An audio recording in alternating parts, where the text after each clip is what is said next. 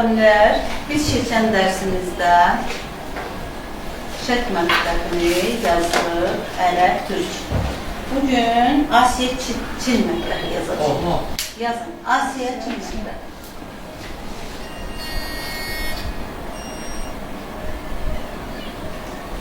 Asiya Çin mətbəxi.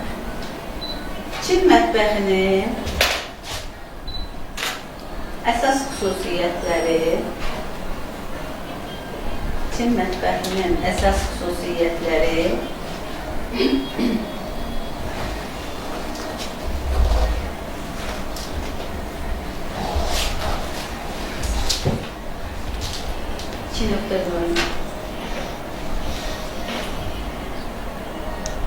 Çin mətbəxi dünyanın ən zəngin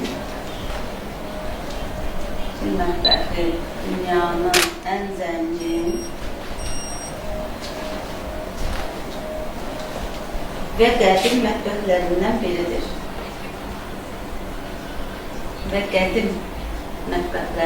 biridir. Çin mətbəxi dünyanın ən qədim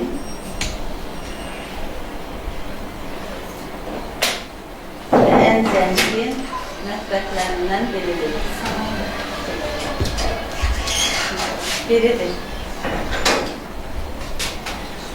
Çin mətbəxinin bir neçə əsas xüsusiyyəti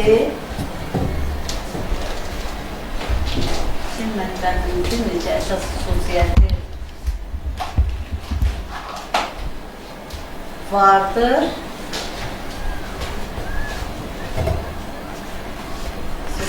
Və bununla seçilir.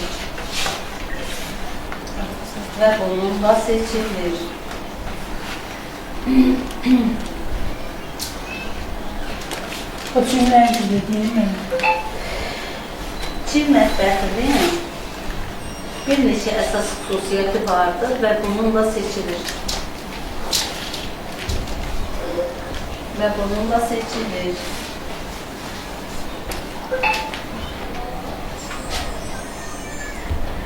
Dadların balansı,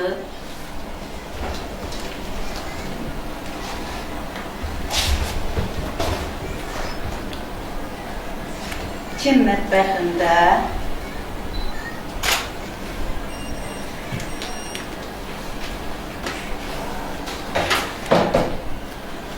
beş əsasdan ibarətdir.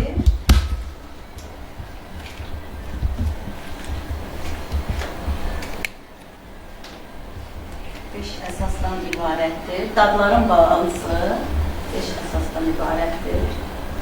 Şirin, turş, duzlu,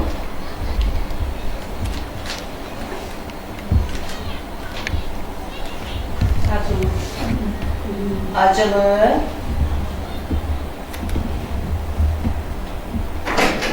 və ümumi dadlılıq hissi. Kimin lazımdır?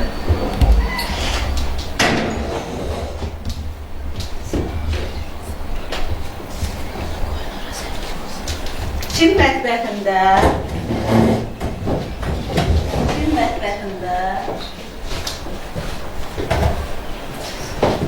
bişirmə üsullarından istifadə olunur. Çin mətbəxində fərqli bişirmə üsullarından istifadə olunur.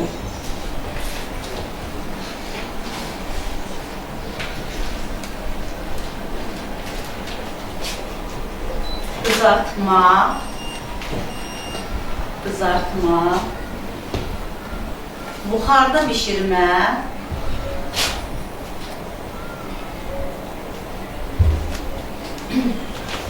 üsulundan istifadə olunur.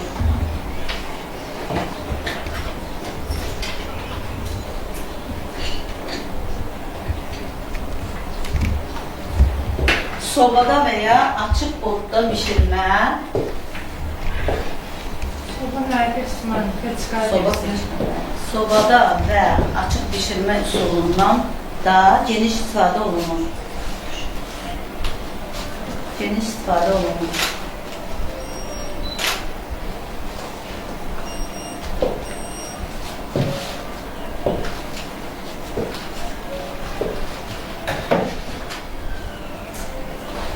Bu üsullar yeməyi həm dadlı edir,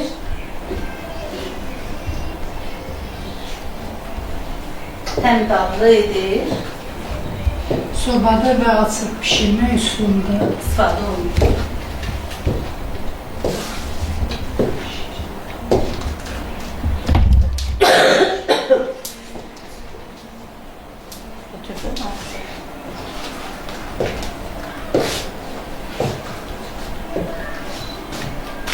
Bu üsullar yeməyi həm dadlı edir, ləzzət,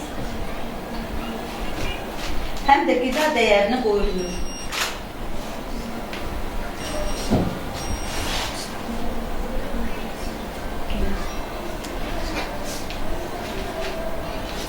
Həm də qida dəyərini qoruyur.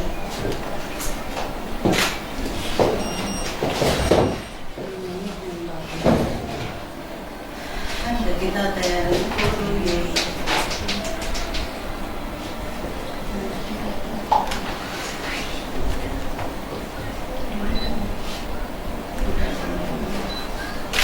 Çin çox böyük ölkə olduğuna görə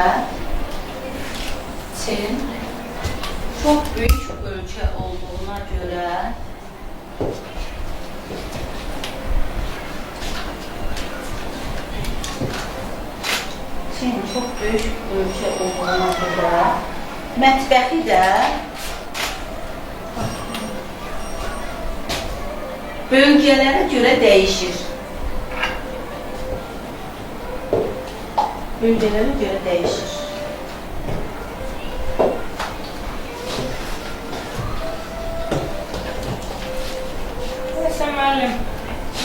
Neyse mən Çinlərin yeməyini xoşlanmıram. Sən yeməzsən. Sən qulaq asın, hərif deyəcəm, bizim dil deyil. Sıçuan.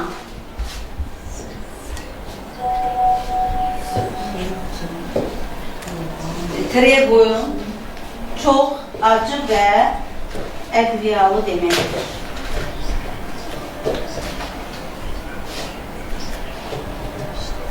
Çox acı və ədviyatlı deməkdir.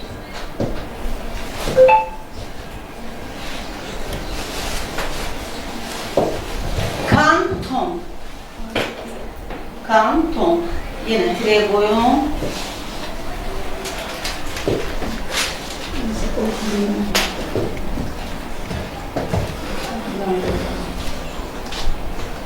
Çox yüngül və təbii deməkdir.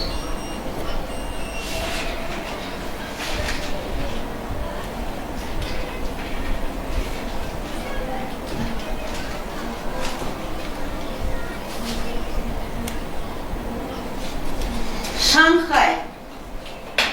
Yenə Trebun. Kanton çox yüngül. Kanton çox yüngül, təbii deməkdir.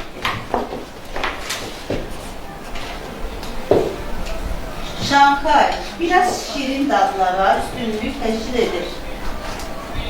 Şanxay biraz şirin dadlara üstünlük edir.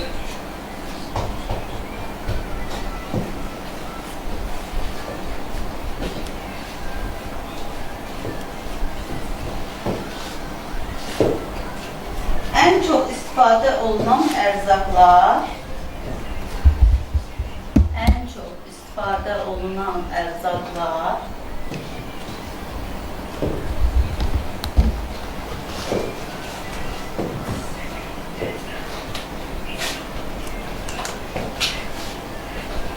düyü,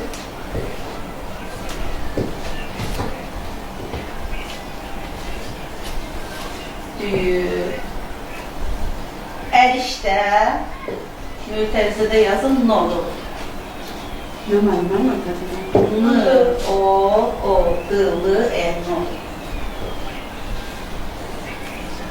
Eriştəyə deyirlər. Kitay sayağı, Çin sayağı eriştə. Uzun çox edirlər də mənim. Bəli. Tərəvəzlər. Soya məhsulları.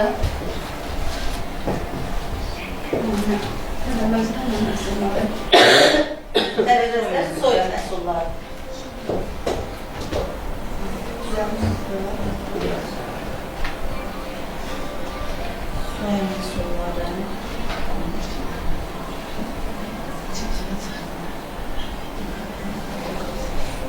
Mürtərizədə yazın tofu,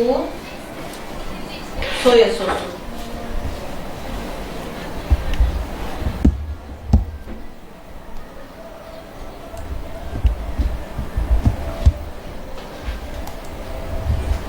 Yeməklər adətən böyük boşqablarda verilir.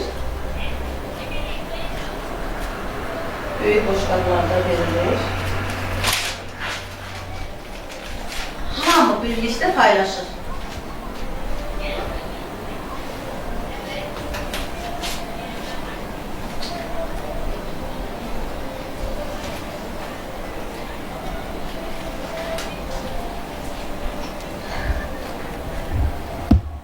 Bu Çin mədəniyyətində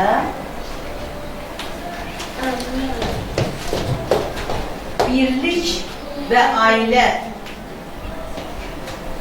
anlayışını göstərir.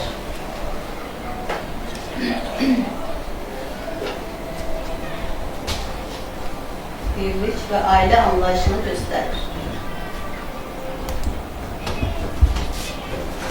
Bugünlük yazımız bu qədər. İndi keçədik və sağlayalım.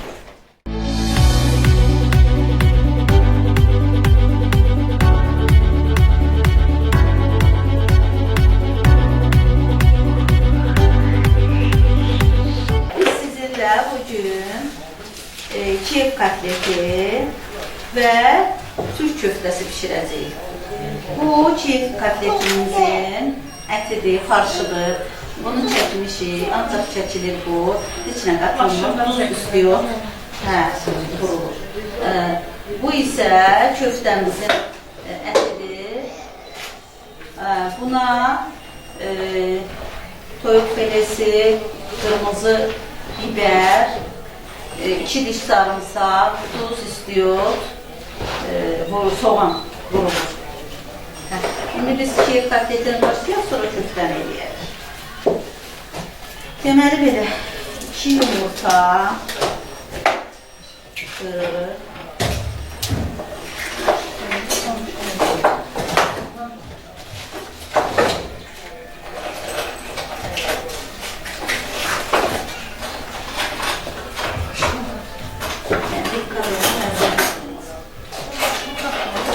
biz kotletin hazırlaması üçün un, suxari və yumurtadan istifadə edəcəyik. Arasına da bildiğiniz kimi Kiev kotletinin arasında içlik olur, yağdan içlik olur. Kərə yağını yumuşaldırıq, xırda şüydü doğrayırıq, ona qarışdırırıq. Onu sonra yumuru uzunsov kvadrat şəklində salıb, kolagenik də buzda dondururuq və sonra kotletlərin arasına qoyuruq. Yağla dələmək olur, yağla, pendirlə, halam pendiri ilə birlikdə də olur, tək polad pendiri ilə də olur. Biz bugün halam pendiri ilə eləyəcəyik.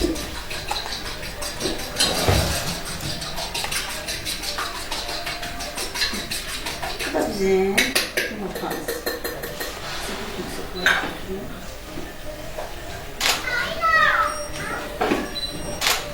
Tuz vurulur.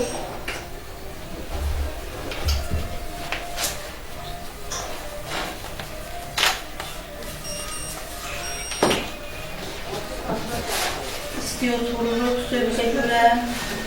sütü çok koyuram çünkü hər ara. Palaca eləməm.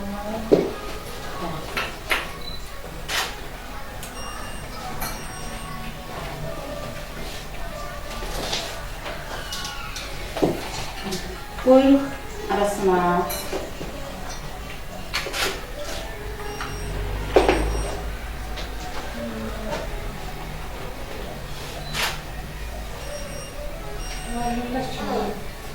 Bəli, elə eləyirik ki, oradan pendir çölə çıxmır, görünmür.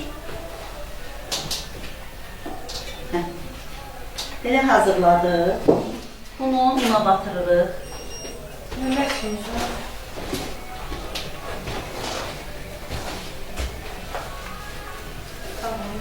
Una batırıldıktan sonra yumurtaya, sonra su sarıyor.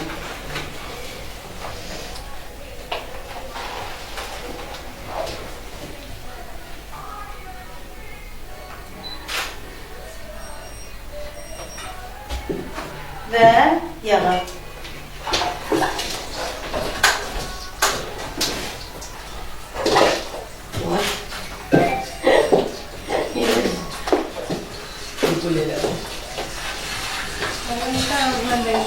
Yo. Sen görürsün ki, bak burada çok çiğlik iş gelir. Ev olanda adam 50 dəqiqədə birində trafiğin var. Ama eləyin. Burada ne görürsünüz kızlar? Onu eləyin.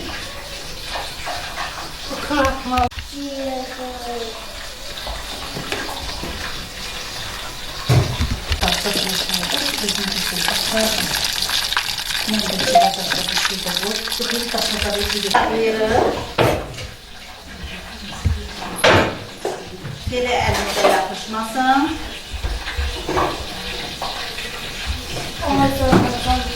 Hə? Yox.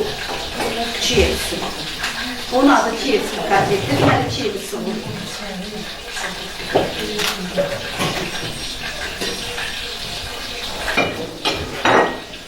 Həmin adı lülə gedir də, lülə kimi. Değil, onun adı çiğ. Çiğ köfte. İçli köfte. Ha, içli köfte. Ha, Türkler ona içli köfte deyirlər. Lülə deyil, həmin lülə şəklindədir. Ben içli köfte soruyorum. Rəhmətli Nəsibə Zeynalova üstlərin içində toyuğun içində soyuqlayında edirdi.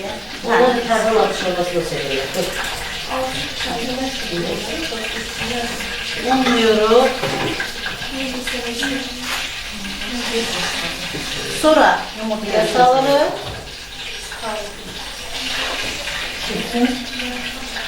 Kızarır, eşit kıpkırmızı kızarmış.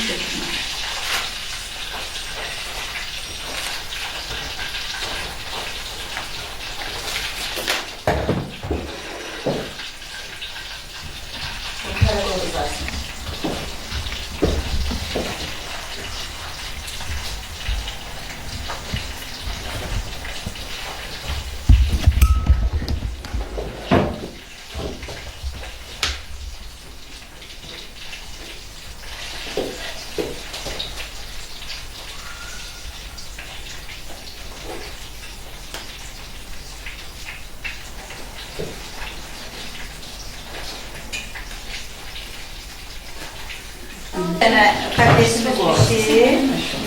2-2, 3-3 koyacağız.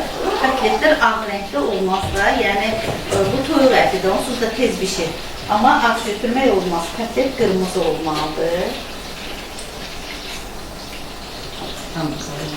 Şimdi katletlerimizi düzəldək, sonra da keçirdik çiğ köftə. Bir tane ortada açanı, hansıdan birinci komşunu götür, bildir. Ben düzelttikçe o sen oradan götür. Bir köfte kimi yemək lazımdır da. Yok, Kızardım. pişmiş köfte, çiğ köfte. Uçak meyvesinden Gelsin. Gel, üçgəcə, şeydir, o əlcəkləri tak, kuru tak. Dövüş malzemesi. Döyüş baltarını, döyüş alnımıza yazılır. Ama o soğuk. Sağdan dur, sağ. Yok.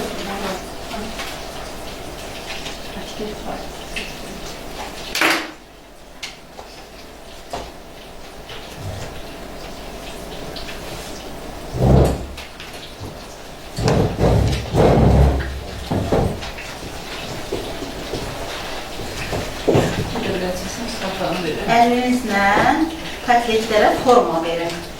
Yəni hər necə gəldi olmaz.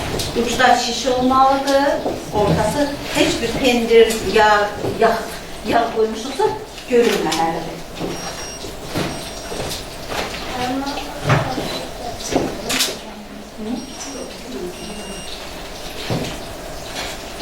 En son 3 tane pişirmeyi götürürüm sonra. Hə.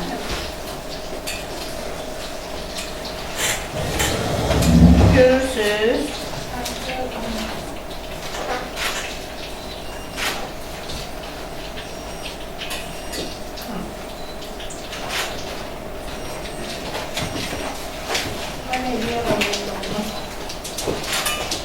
Siz oturun dərsə baxın. Dərsə baxın. Hə. Sənin əlində əlcək var, tətbiq eləsin sən elə. Ben eleyim anne. Yox, onun əlində əlcək var da. Sən bax. Sən niyə oturmursan? Mən istəyirəm sən oturasan, bunu şey yazar. Əlini yazar. Ha, İştesin.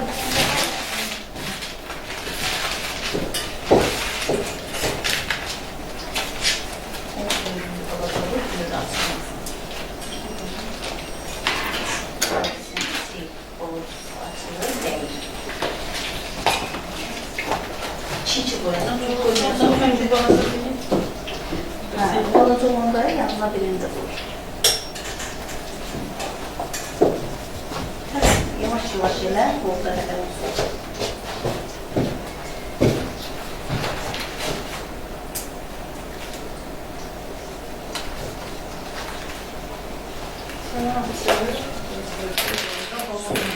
Biz Türk köftəsi eləyəcəyik.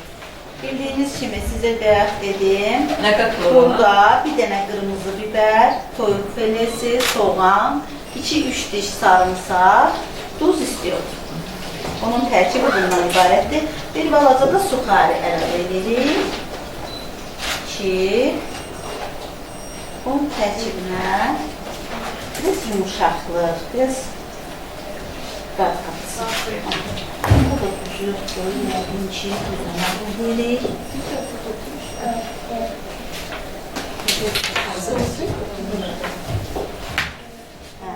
Ona əl vurmayacağım çünki əlim çəkdir.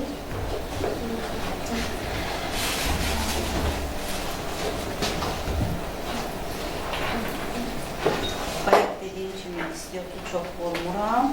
İstiyotlu, duzlu. Bunlar zövqə görə vurulur. Ben hoşlanmam istiyor. Ona bir şey tuz vursam olur. Tək duz vur, bəli. İstiyot xoşlanmırsa, sadəcə istiyotlu olmaq üçün vurulmur. İstiyot xüsusi dad verir. Bir də ki, istiyot yadınızda qalsın. Hər bir şey nəyə görəsə olur. Bu mətbəx elə belə yaranmıyor. İstiyot həzm prosesini yaxşılaşdırır. Nədən qıcıqlandırır, orada şirə ifrazını yaxşılaşdırır. Ona görə xörəklərdə qədindən istiyot az da olsa istifadə olunur. Həddindən artıq çox istifadə etmək, ağız yandıracaq dərəcədə istifadə, o insan zövqündən asılıdır. Məsələn, Türk mətbəxi çox acılı mətbəxdir. Onlarda acı daha çoxdur bizə nisbətən. Ümumiyyətlə, mətbəx özü böyük bir mədəniyyət. Bəli, Hər bir ölkənin mədəniyyəti. öz mədəniyyəti var, öz iqliminə uyğun, coğrafiyasına uyğun ki, orada bitən şeylərdən, məhsullardan alınan mətbəx var. Mətbəx, bəli, hər bir Amma gəlin etiraf eləyək ki, ən zəngin mətbəx Azərbaycanda var. düzdür, ən zəngin, gözəl mətbəx Azərbaycandır. Amma indi məsələn Çin mətbəxi də çox zəngindir. Onlara da o xoşdur. Bizə xoş deyil də, sənə xoş deyil. Dünyadan söhbət gedirsə, Mən başa düşməm onların. Onun nə əlaqəsi? yəni bunun da bildiyiniz kimi hazırdır, farşı hazırdır. Farşın tərkibində bayaq demişdim, toyuq felesidir, qırmızı biberdir, 2 diş sarımsaqdır, soğandır. Duz istiyoruz. Əlimizi yağlayırıq. Köftələri düzəldirik. Bilirsiniz ki, köftələr yumru olur.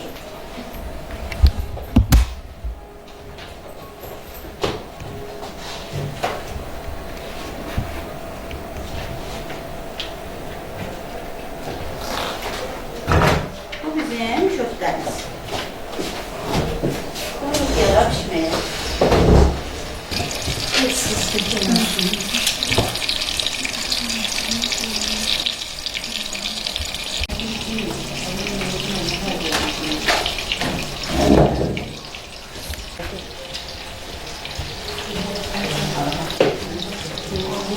Köftələr çörəklə, yanında karışıq qızarmış ilə də verə bilərsiniz.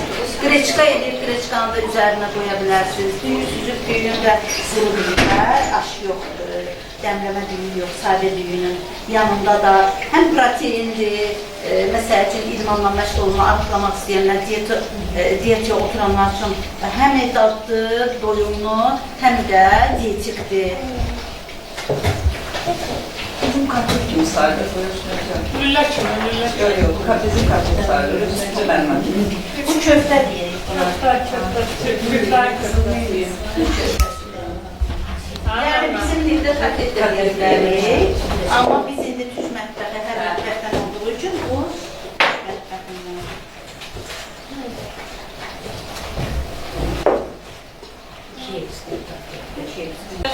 Güllü güllü güllü, ay güzel güllü. Güllü güllü güllü, ne güzel sana güllü. Güllü güllü güllü, ay güzel güllü. Güllü güllü güllü, ne güzel sana güllü. Suya baktım beni saldı zillete, Yusuf kimi nece düştüm gürbete. Suya baktım beni saldı zillete, Yusuf kimi nece düştüm gürbete. Necə qəmi beni salır möhlete, seni gördüm derdim azallı güllü. Seni gördüm derdim azallı güllü. Bəli, bunun pendiri içində belə uzanır. Alan pendiri içəridə baxın. Doyuyor. Hə, Onu istedim. bundan bir dəfə verib. Bu çöreği de dolduruyor. Yukarı dekor edeceğiz. Hə, çörək. Şey yani şekiller çekilecek sonra. Sən çörəkdən toz bir qaldı, kəs uşağa verirsən. Merhaba. Bizden ne yiyecek? Uşağı bir ondan yesin. Nafizə, Merak olmayın. ala, nəyi kəsmişəm, o uşağa verirsən. Simə deyildir. Kəsmək istəyirsənsə, al, verib doğra. Allah bu da gülüm. Buna dekor veririk. Burası benim seharette kesildi. Hə, var. Ketçupla, çili ketçupla dizayn verdik.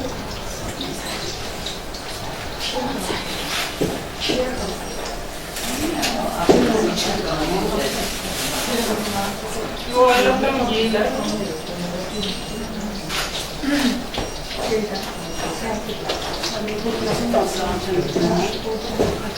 Ne? Çiyesimiz.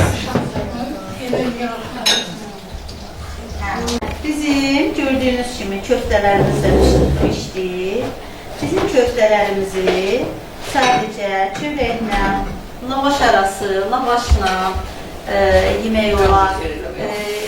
Bəli, şeylərdə, burgerlərdə istifadə eləmək olar. Greçka ilə vermək olar, düyü ilə yemək olar. Hər bir şeylə çox qəşəng gedir. Bu da bizim türk sayağı köftələrimiz.